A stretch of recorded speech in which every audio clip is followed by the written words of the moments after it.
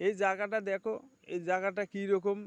আমি blog video করতেছি, এ যাই আসলাম, সারাদিন বর্ষা হয়েছে, চারপাশে তোমার কুমিল্লা, তোমার চাঁদপুর থেকে বগুড়া, রংপুর জেলার মানুষ,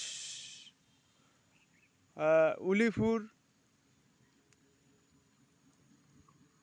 এই জায়গাগুলো বিশেষ করে তলায় গেছে। সবাই এই ভিডিওটা সবাই সাপোর্ট করবেন, আমি সবারই সাপোর্ট করব। আপনারা এই মনে করো যে জায়গাগুলো তলায় গেছে, ওই জায়গাগুলো তার একটু সহযোগিতা করেন। আমি